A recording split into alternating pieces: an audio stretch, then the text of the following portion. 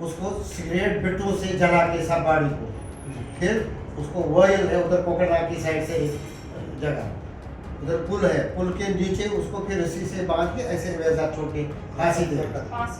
और इसको ये इल्जाम लगा दिया ये आरएसएस का ट्रेनिंग करने गया था जम्मू, अब तलवारें लाएंगे फिर मुसलमान को काटे, फिर वो र्यूमर फैला दिया गया उस समय। और यही तो तरीका था उनका। मारते थे, अगर नहीं निकलते थे तो दूसरे को मारते थे, उसको ये टीका करता था इधर। उसको गोली नहीं है, उसको कील दबा दिया उसके दरख्त के साथ।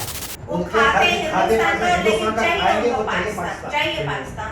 कोई गरीब मिलिटेंट नहीं है, कोई गरीब, हमको ग्राउंड रियलिटी पता है, जहाँ वो पैसे वाले हैं वही मिलिटेंट बनते हैं। कश्मीरी पंडितों के दर्द की एक और दर्द भरी कहानी जानने हम आ पहुंचे हैं फरीदाबाद, और एक ऐसा ही परिवार हमारे साथ मौजूद है जो उस समय नरसंहार का साक्षी था और किस तरीके से अपनी जान बचाकर पलायन के बाद अपना जीवन काटा।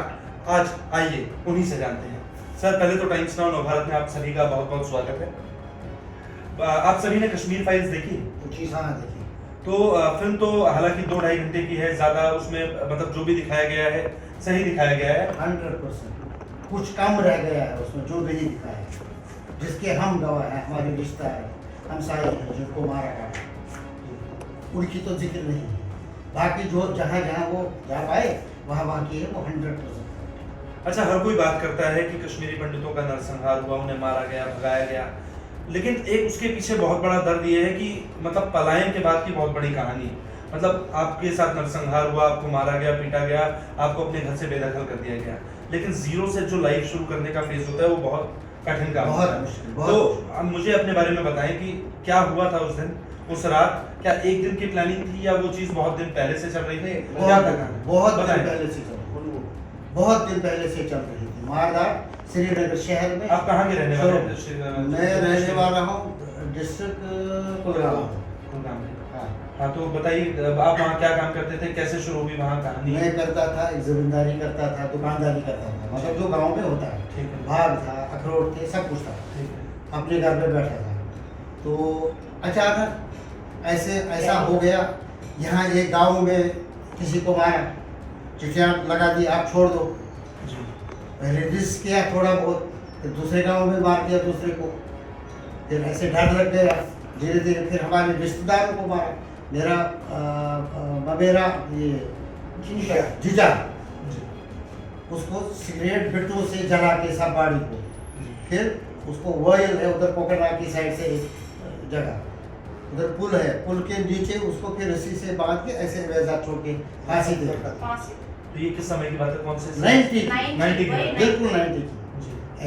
ऐसे ही डर लगे। मेरे हमसाये गाँव का था उधर, उसको रात को ले गए अपने ही पौजामा के नाड़े से, इधर फांसी लगा के उसको मार दिया। दूसरे गांव का एक था, उसको ले गए कुलगाम के नज़दीक एक गांव चवरगाम है, उसको उधर टारगेट के उसको गोली से उधर मार दिया और छोड़ दिया रास्ते में। जब हमने ये वाकई देख लिए और गाँव में वो तमाम इलाके में हालात खराब हो गए थे, मतलब खराब इस द सेंस कि जो हमारे अपने थे यार दोस्त, वो उनमें भी फर्क आ गया था। आप जहाँ पर रहते थे वहाँ की मेजॉरिटी पॉपुलेशन क्या थी? हम 2 घर रहते थे, बाकी तमाम 4,500 गाँव, 4,500 घर मुसलमान थे। अच्छा, तो उन लोगों का पड़ोसियों की तरफ से कोई फेवर ऐसा पहले था, जब हालात खराब हो गए फिर वो भी बिगड़ गए, फिर हमको उन्हीं से डर लगा।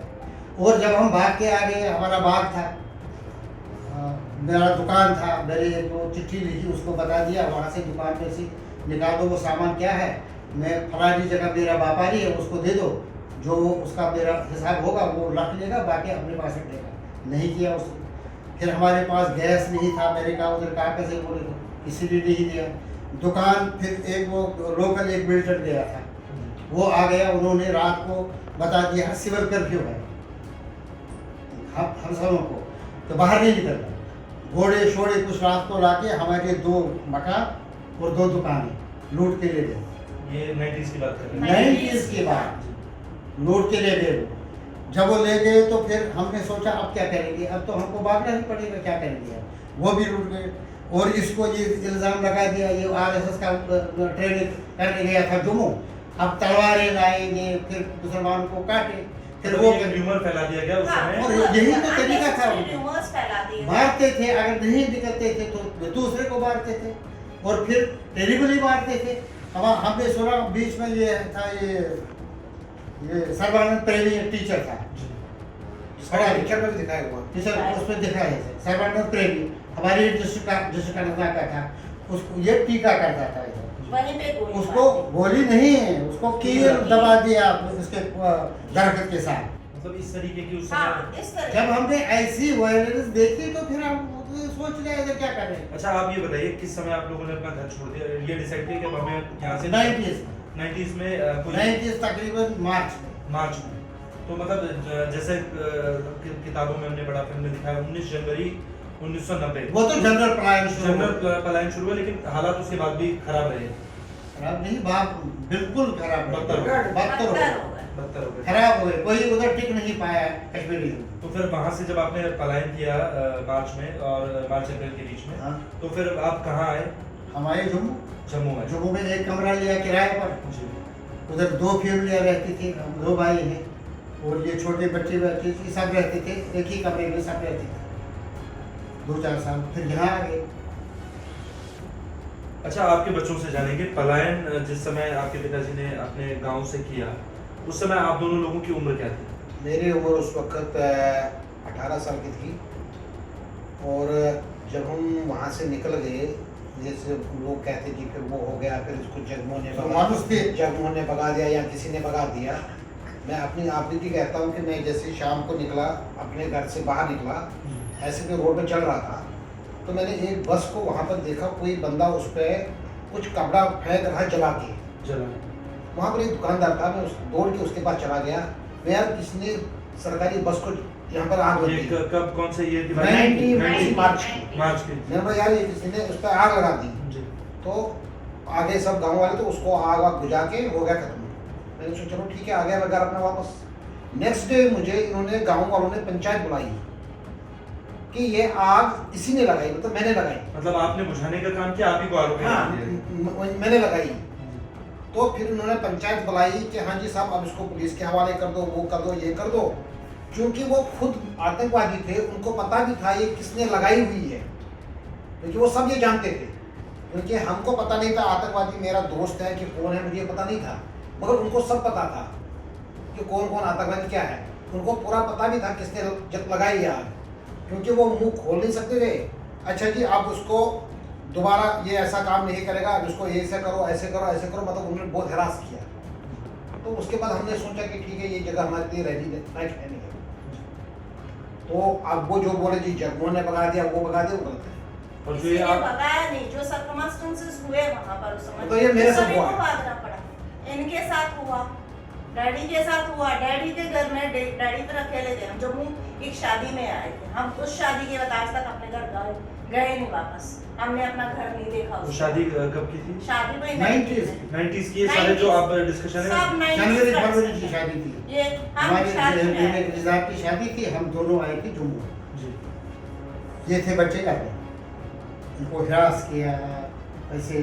क्या परेशान किया गया था बताएं थोड़ा। मतलब ऐसे ही ये यही चीज के भाई घर पे आ गए आपके? घर पे आ गई। आरएसएस वो है, मिलिटेंट आए थे? मिलिटेंट या पड़ोसी? मिलिटेंट नहीं, वो हाँ, पड़ोसी, पड़ोसी, आम पड़ोसी। हर वो कोई। मिलिटेंट्स की थे, एवं पड़ोसी जो militant जो वहाँ वो बाद सपोर्ट करते थे मिलिटेंट को। हाँ। जी जो वहाँ का बाद में बहुत बड़ा मिलिटेंट बन गया था, आपको पता नहीं वो मारा भी गया कहीं पर। वो मतलब जिस दिन वो उस दिन भी शाम को मेरे पास था। वो डेली एक मिलिटेंट डैडी के घर हमारे घर आते थे।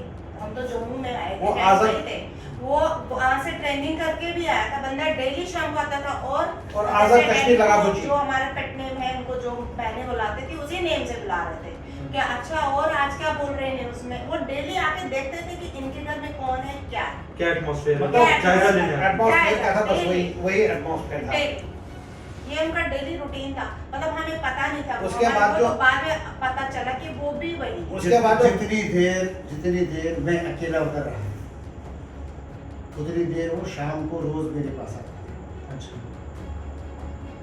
मेरे पास आता था, पता था ये रेडियो लगा, इसमें आजाद कश्मीर बताया क्या, पाकिस्तान अक्वायर्ड कश्मीर, वो लगा तो स्पेशल। मैंने कहा ऋषि तो एक काम, तू बार बार मुझे ये बोलता है तो फिर ये बोलते हैं फलानी जगह से फलानी जगह से फला, ये क्या है? उसने बोला आपने को समझ नहीं आता? मैंने कहा नहीं आता समझ। उसने कहा ये वो लोगों का बोलते हैं जो उधर पहुँच के ट्रेनिंग के लिए किधर पाकिस्तान। ये वही बताते हैं रेडियो, कौन कौन पहुँच गया तो हमको पता नहीं है। और बाद में ये सर अब और तो सर बाद हो गया, और बाद में वही था सबसे बड़ा अब तो सब लोग कश्मीर से भाग के आ गए, वो सबसे ये हो गया कि निकल गए कश्मीर से भाग के आ गए हिंदुस्तान में। अब हिंदुस्तान में आके जो हमारी लैंड है वहाँ पे, अगर गवर्नमेंट का यहाँ पर सिस्टम है कि आपके पास अगर लैंड है, यहाँ पे आप फरीदाबाद के रहने वाले हो, आपकी लैंड उत्तराखंड में है, जी। आपको बैंक उसके अगेंस्ट लोन भी देता है। बिल्कुल। हम कश्मीर को क्यों नहीं मिलता हमें नहीं मिलता लोन। पर उस लैंड के अगेंस्ट? क्योंकि वहाँ पर तो गवर्नमेंट वो लैंड एक्वायर कर सकता है। वो लैंड तो अगर आपका वहाँ पर उत्तराखंड की और रहते वाले फरीदाबाद के हैं आपको उत्तराखंड की जमीन के अगेंस्ट लोन मिलता है, हमको क्यों नहीं मिलेगा? नंबर एक। नंबर दो, हम वहाँ से भाग के आ गए, कश्मीरी बच्चों को, तीसरी चौथी क्लास के बच्चे को टेंट में 2 बजे के बाद टेंट में पढ़ना पड़ा जम्मू में, जबकि गवर्नमेंट जो खाली होती जो 26 डिग्री टेम्परेचर में बच्चे पढ़ते थे, उनको वो यहाँ 45 45 डिग्री में, जबकि यहाँ के लोकल्स थे, मतलब जो यहाँ के हिंदूज थे, उनके 8 बजे शुरू होते थे क्लास और 1 बजे खत्म होता था। और हमारे को 8 से 1 अलाउ नहीं किया गया गवर्नमेंट बिल्डिंग्स यूज करना। गवर्नमेंट बिल्डिंग्स नहीं, स्कूल तो तभी नहीं, मतलब उस कॉलेज दौरान में आप लोगों के साथ सौतेला व्यवहार Yes, हुआ। बिल्कुल। बिल्कुल। उसके बाद कहते प्राइवेट को जो भी मानता हूँ मैं, उसके बाद गवर्नमेंट 2 बजे जब 1 बजे यहाँ के बच्चों को गर्मी लगती थी, वो जाते थे घर अपना, फैन भी कश्मीरी उनके हिंदू क्लास है, वो रूम सब में स्कूल फैन जाएगा, भी 2 बजे थे। निकलेगा घर और से। हमारे जो बच्चे थे उनको 2 बजे बाद स्कूल आना था, 45 डिग्री टेम्परेचर में, और पढ़ना था टेंट में, क्योंकि क्लास रूम यूज नहीं कर सकते थे। तब गवर्नमेंट कहाँ थी? हम तो अपनी ही नंबर स्टेट 1। में। नंबर 2, अब तब से भी आज तक तकरीबन 32 ईयर्स हो गए। आज इन्होंने पिक्चर देखी तो चलाने लग गए सब, चाहे कांग्रेस हो, कोई हो, आप हो, या यहाँ का लोकल पब्लिक हो, कोई भी हो। मुझे ये बताइए, आप 30 ईयर्स में गवर्नमेंट ने हमारे लिए क्या किया? सर मैं इस पे ये भी कहना चाहूंगा, देखिए 13,000 रुपया जी। मनमोहन सिंह जी ने आज से पता नहीं 10 साल पहले या 12 साल पहले कराया फाइनल कि हाँ जी उनको 13,000 रुपये, मतलब 4 फैमिली मेंबर्स को दे दो। 2011 में 2011 के बाद आज तक सरकार है बीजेपी की, जो हमारे लिए बहुत हर इलेक्शन में चलाते हैं, खालिस्तानी गदर करने के लिए। क्या गवर्नमेंट का नॉर्मल 18 हमारा वो 13,000 सियासत में बता गया, इससे बड़ा दुख देखिए क्या देखिए, हमारे मेरा लिए? ये कहना है कि वो आपकी सियासत में बता गया, दुख बताओ। देखिए मेरा ये मानना है कि देखिए आज से पहले ये प्लेटफॉर्म भी नहीं मिला था, 30 साल सर, 32 साल हो सर गए। बात सही है। जी। प्लेटफॉर्म देखिए, प्लेटफॉर्म आपके लिए नहीं मिला क्योंकि आप मीडिया में, आपको पता नहीं चल रहा। गवर्नमेंट को सब पता थी, उनको ऐसा सब नहीं, पता मांगे था। कई बार उठाई गई, लेकिन इस सरकार में मतलब नहीं जी। मैं सिर्फ किसी सरकार को, मैं खुद बीजेपी को वोट डाला हूँ, जी। वो डालता भी हूँ, वो डालता रहूंगा क्योंकि हिंदू है, इसलिए वो डालता हूँ उसको, और उन्होंने हिंदू की कुछ नहीं किया। नहीं पर कुछ कश्मीर कई के- कई नहीं, जैसा कि अगर हम जैसे मतलब अगर हम कागजों की बात करें, 317 हटाना बहुत टफ डिसीजन था, उसके बाद काफी देर माहौल खराब हुआ, जी। तस्वीरें पूरे देश ने जी देखी। सर। ठीक है, वहाँ पर लेफ्टिनेंट गवर्नर का रूल है, काफी सारे लॉज वहाँ पर चेंज किए, जी। इंडस्ट्री को ले जाना उन लोगों का मेन टारगेट है कि वहाँ के लोगों को वहीं रोजगार मिले। कश्मीरी पंडितों के लिए काफी तरह की स्कीम्स के बारे में भी गवर्नमेंट डिस्कस। सर एक स्कीम बताइए कौन सा? है ना? कोई स्कीम एक बताइए, बताई गई था। एक स्कीम बताइए आपकी, कौन सी स्कीम है? होगी बट एक्चुअल में कहीं नहीं आई। एक नहीं स्कीम नहीं, बताइए। जो उसमें इंडस्ट्रियलिस्ट जैसे इंडस्ट्री वालों के लिए तो माइग्रेंट क्या इंडस्ट्रीज बन सकता है? नहीं, तो मतलब वहां पर यहाँ से बड़े बड़े माइग्रेंट वहां से भाग के आ गया, नहीं, वो बिल्कुल कुछ बनेगा? नहीं, इंडस्ट्रीज नहीं बनेगा, लेकिन बड़ी बड़ी जो हमारे देश के बड़े बड़े उद्योगपति हैं वो वहां पर जाकर अगर अपना प्लांट लगाएंगे, कुछ करेंगे, तो वहाँ सबसे बड़ी समस्या जो लोग बताते हैं कि बेरोजगारी की है।